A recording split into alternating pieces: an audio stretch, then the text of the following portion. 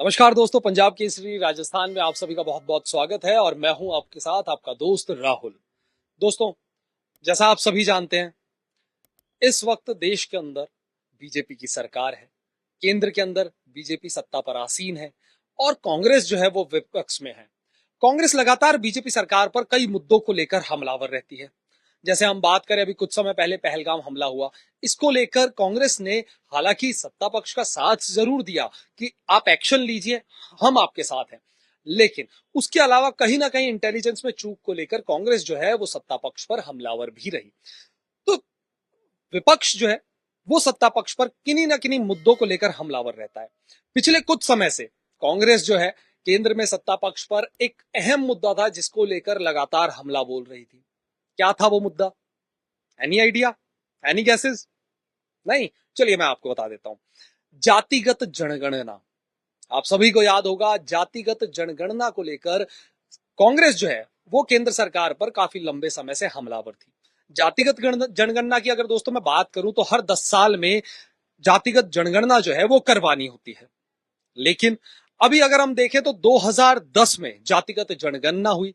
उसके बाद 2010 के आसपास जातिगत जनगणना हुई थी, जैसे 10 साल 2011 में। उसके बाद 10 साल बाद इसे फिर से होना था, लेकिन वो नहीं हुई। 2025 अभी चल रहा है। इसको लेकर कांग्रेस जो है वो सत्ता पक्ष पर लंबे समय से हमलावर था। अभी हाल ही में हमारे जो प्रधानमंत्री है नरेंद्र मोदी, उन्होंने एक बैठक की। उस बैठक में एक अहम फैसला जातिगत जनगणना को लेकर हुआ। क्या वो फैसला है, उस पर इस वीडियो में हम बात करेंगे इस लाइव के अंदर। और उस पर बात करने के लिए हमारे साथ जुड़ गए हमारे सहयोगी रौनक। रौनक, बहुत बहुत स्वागत है आपका। शुक्रिया राहुल।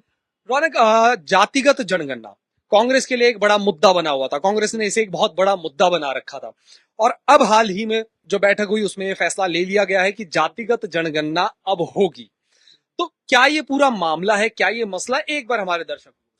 राहुल, अगर बात करें जिस तरह हमारे व्यूवर्स जो देख रहे हैं कि जातिगत जनगणना है, इस बार पहली बार है और निर्णय लिया गया है, जबकि जो पहले जो जितनी भी जनगणना हुई है वो पब्लिक काउंटिंग होती थी कि पब्लिक में जितने भी देश में लोग हैं 2011 में हुई थी, 2001 में हुई थी। अच्छा, तो मतलब ये कहना चाह रहे हैं आप, हमारे रौनक, हमारे सहयोगी रौनक, ये कहना चाह रहे हैं, जैसा मुझे समझ आ रहा है कि पहले टोटल कितने लोग हैं, पॉपुलेशन क्या है, उसकी काउंटिंग होती थी, लेकिन इस बार जाति के आधार पर जनगणना होगी। मतलब इस बार पब्लिक काउंटिंग तो होगी, लेकिन पब्लिक काउंटिंग में एक चीज और ऐड हुई है, वो है जाति, कि आपकी कास्ट क्या है। उस कास्ट को लेकर के भी पूरे देश में कास्ट में कितने लोग हैं, इसकी भी काउंटिंग होगा। मतलब ये कि हम जो फॉर्म भरवाते हैं, जब लोग घर पे आते हैं फॉर्म भरवाने के लिए, आपका नाम क्या है, कितने लोग घर में हैं, उसमें कास्ट का सेक्शन भी आता है कि आप किस कास्ट से आते हैं, किस धर्म से आते हैं। तो इससे सरकार को एक चीज और बेनिफिट मिलेगी कि देश में लोग कितने हैं, किस कास्ट में, कास्ट के कितने लोग हैं, चाहे वो हिंदू हो, मुस्लिम हो, सिख हो, ईसाई हो, पंजाबी हो, क्रिश्चियन हो, कोई भी हो। उससे सरकार के पास एक डेटा आएगा कि हाँ भाई, देश में इतनी पॉपुलेशन है, पॉपुलेशन के साथ में इतने कास्ट के लोग हैं, किस कास्ट में कितने लोग हैं। क्योंकि हमारे देश में भी कई चीज ऐसी है, जैसे कई अगर हम जाने बात करें, सेवन सिस्टर्स हमारे जो है नागालैंड, मणिपुर है, वहां पे हिंदूज है वो माइनॉरिटी के अंदर आते हैं। पश्चिम बंगाल है, वहां पे बंगालीज अल्पसंख्यक नहीं है, वहां पे मेजोरिटी में बंगाली हैं और हिंदूज हैं वो अल्पसंख्यक आते हैं। ऐसा कई स्टेट है जहां पर हिंदू हैं वो अल्पसंख्यक में आते हैं और बाकी के जो लोग हैं, जो कास्ट ज्यादा जिनकी वहां पे है, वो उसमें लोग आते हैं।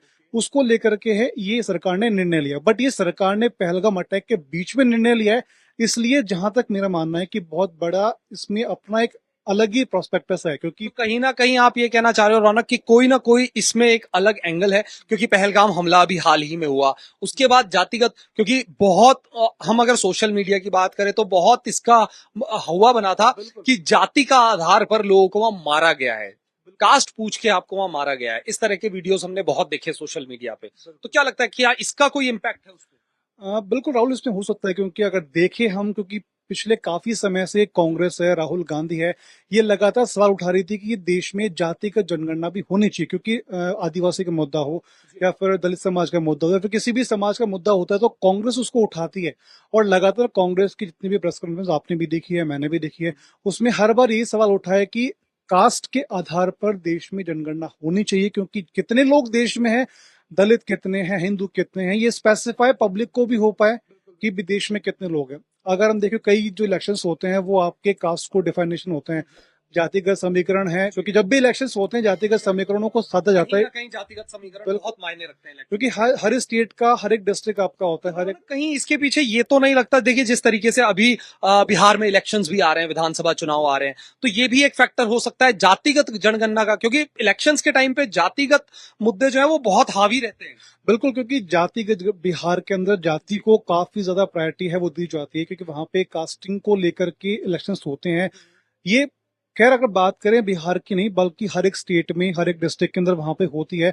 अभी हाल ही में जो तरह फैसला आया था उसके बाद जब अगर ट्वीट की बात करें, राष्ट्रीय जनता दल यानी कि आरजेडी के जो नेता हैं, बिहार के पूर्व मुख्यमंत्री हैं तेजस्वी यादव, उनका भी इस पे स्टेटमेंट आ चुका है। उनका कहना है कि मोदी सरकार पहले इसका विरोध है वो कर रही थी, लेकिन अब वो खुद सपोर्ट में आ गई है, क्योंकि हाँ, क्योंकि उनका ये कहना है कि लेकिन अब हमारे ही एजेंडे पर चले। उनका ये कहना है कि जो निर्णय है वो हम जिसकी बात कर रहे थे अब उसी पर मोदी सरकार आई है, तो उनका ये कहना है कि हमारा जो एजेंडा था उसको लेकर ही अब मोदी सरकार है वो आगे चल रही है, क्योंकि अगला इलेक्शन तो निश्चित तौर पर ये कि इलेक्शंस में आपका इम्पैक्ट करता है, कास्ट आपका इम्पैक्ट करती है, क्योंकि अब बिहार के जो इलेक्शन है कौन मुख्यमंत्री बनेगा ये तो खैर आने वाले टाइम में पता लगेगा, लेकिन हाँ कास्ट को आपको डिफाइन करना आपको वो एक इम्पोर्टेंट रोल है। अपना सपा सांसद जो थे उनका एक स्टेटमेंट आया था, उस स्टेटमेंट के बाद में यूपी के अंदर भी काफी कास्ट को लेकर प्रॉब्लम्स हुई थी, क्योंकि यूपी में मेजोरिटी में अगर थोड़ा बहुत देखें लगभग 25% का, जितना मैं जानता हूँ 25% का जो आंकड़ा है वहां पर क्षत्रिय समाज का आता है, तो उनका एक इम्पैक्ट पड़ता है। उनके इम्पैक्ट के बाद में क्योंकि बीजेपी सरकार है, ऑब्वियसली पब्लिक ही बोलती है कि भाई बीजेपी के अंदर आपका सर्व सवर्ण समाज जो आता है, जिसमें हिंदू आपके आ गए, हाँ जो आ गए वो लोग आते हैं, बाकी की जो मुस्लिम्स हैं, बाकी के अदर जो कास्ट है वो आपको कांग्रेस को सपोर्ट करती है। ये कई तरह की बातें पब्लिक के बीच में होती है, लेकिन सबसे पहला जो स्टेटमेंट है वो आरजेडी के नेता है पूर्व मुख्यमंत्री उनका है, क्योंकि बिहार की ओर से है, बिहार का स्टेटमेंट आया तो बिहार कहीं ना कहीं बिहार इलेक्शंस पर इसका काफी असर पड़ने वाला पड़ सकता है।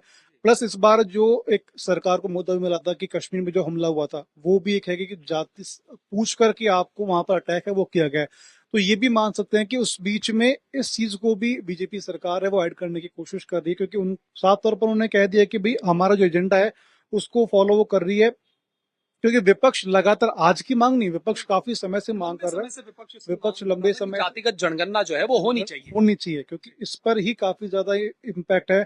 अब देखो अपने यूपी के अंदर केशव प्रसाद मौर्य है, उनका भी इसमें फैसला है, उनका भी स्टेटमेंट आ चुका है। वो बोले हैं कि ऐतिहासिक, कांग्रेस बोली देर है दुरुस्त है, कि उनका ये कहना है कि निर्णय है वो ऐतिहासिक है। तो कहीं ना कहीं रौनक इसको माना जाए, देखिए कांग्रेस भी मान रही है, कांग्रेस की जीत अपने आप की देख रही है कांग्रेस इस फैसले, क्योंकि कांग्रेस काफी टाइम से इसका इम्पैक्टफुल है बात करने लेकर है कि जातिगत कितने लोग देश में रहते हैं, उससे एक बेनिफिट, जहां तक मुझे लगता है कि बेनिफिट जो सरकार स्कीम्स अपने चलाती है कि गरीब तबके को उसका बेनिफिट मिले या इन लोगों को बेनिफिट मिले, तो उसमें भी थोड़ा बहुत ये सकता है कि जो लोग थोड़े कास्ट से नीचे हैं, अपने अमाउंट जो उनका मिलना चाहिए उससे नीचे हैं, तो उसका भी उनको बेनिफिट है वो मिलता है। क्योंकि जाति के आधार पर अगर देखें, यूपी एक ऐसा स्टेट अगर मान सकते हैं क्योंकि काफी बड़ा है, आपकी असेंबली सीट्स काफी ज्यादा है, एमपी सीट्स आपकी काफी ज्यादा है, तो वहां पर भी जाति का इफेक्ट है काफी ज्यादा है, वहां होता है। यूपी आपका हो गया, बिहार आपका हो गया, मध्य प्रदेश हो गया, बिहार हो गया, उसके अलावा आपके दिल्ली में हो गया आपका, यूपी आपने काउंट कर ही लिया हमारा, गुजरात हम देख लें, लगभग हर जगह इम्पैक्ट जाति का आपका होता ही है। अभी कांग्रेस की ओर से भी उनका स्टेटमेंट है वो है, जयराम रमेश है, उनका भी कहना है कि भी मौर्य वो हैं, वो लिखते हैं जो बिहार के उसमें माफ करना उसके यूपी के मंत्री थे, उन्होंने लिखा है कि भाई जाति भारतीय राजनीति की सच्चाई है और जाति जनगणना इसकी धुरी, लोकतंत्र इससे मजबूत हो।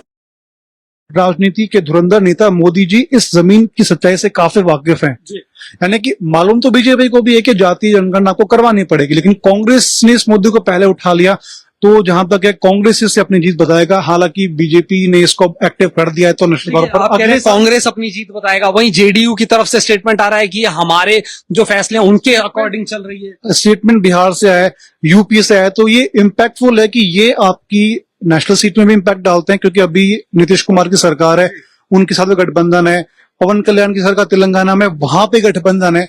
तो पिछली सरकार जो बनी थी मोदी सरकार की, उस समय मेजोरिटी थी, बट अभी मेजोरिटी नहीं है, वो इनको साथ लेके चलना है। तो अगर बिहार में आपको 7 सीटें, तो आपको थोड़ा बहुत सपोर्ट वहां का लेना पड़ेगा, क्योंकि बशर्ते सरकार नीतीश कुमार की है। नीतीश कुमार को आप भी जानते हैं, मैं भी जानता हूँ, कब वो चीजें पलट लें उसका कुछ हम कह सकते नहीं। लेकिन हाँ, इस बार जब नीतीश कुमार साथ में आए हैं, जब शपथ हुआ था उस समय भी वो मंच पर मौजूद थे, तो हम ये कह सकते हैं कि नीतीश कुमार का भी काफी इम्पैक्टफुल है केंद्र के अंदर, की जो कुछ बोलेंगे तो केंद्र की सरकार को सुनना पड़ेगा।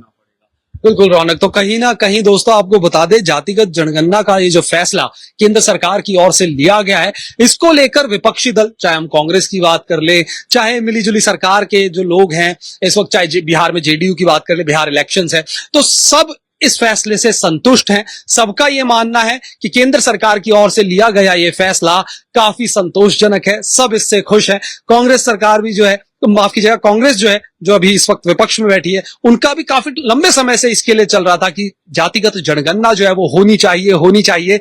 लेकिन अब आखिरकार लंबे समय से कांग्रेस की इस मांग पर केंद्र सरकार ने मोहर लगा दी है। जातिगत जनगणना अब होने जाएगी। अब से कुछ ही समय बाद, आप बता दें, कुछ दिनों बाद जब भी वो डेट आती है उसके बाद जातिगत जनगणना जो है वो होनी शुरू हो जाएगी।